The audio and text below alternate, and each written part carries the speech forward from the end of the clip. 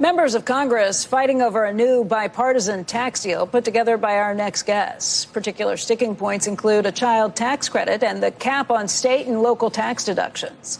Last night, Axios reported on a heated exchange centering on the latter topic between New York Republican Representative Mike Lawler and our next guest.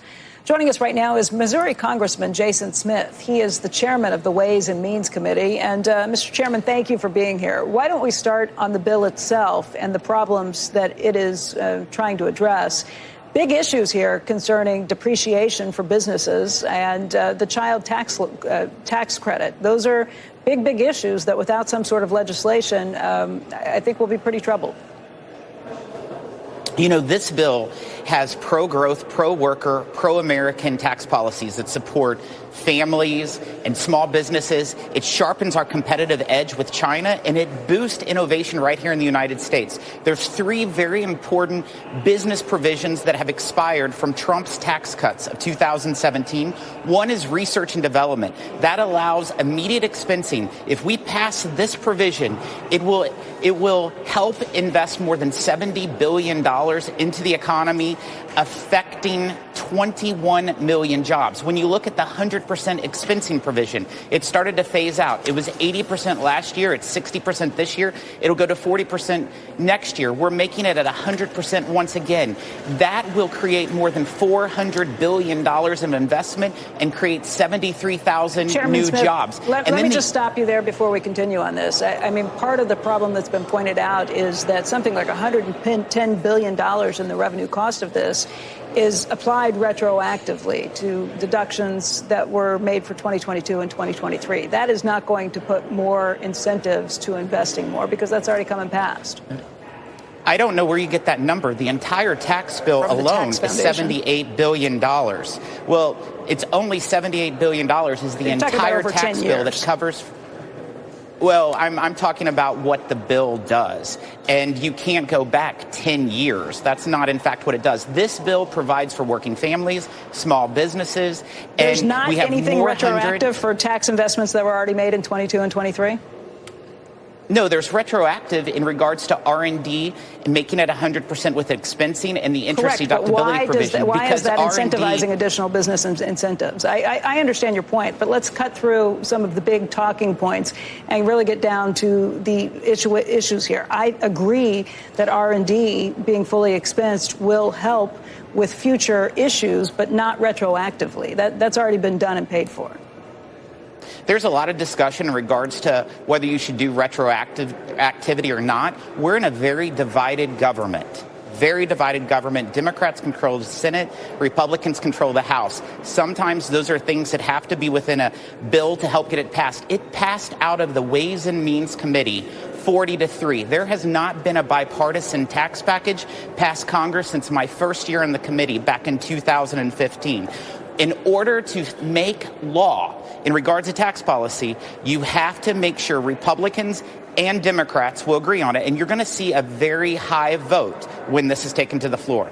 So let me ask, the kind of sound and fury around this that's been reported on this are some GOP critics who said that they weren't consulted on the negotiations.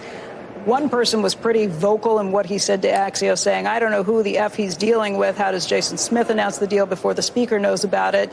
He negotiated this with the Senate and the Dems. Is this more of the same of what we've seen with just the overall Speaker of the House having so many problems trying to keep things in line with a very thin majority?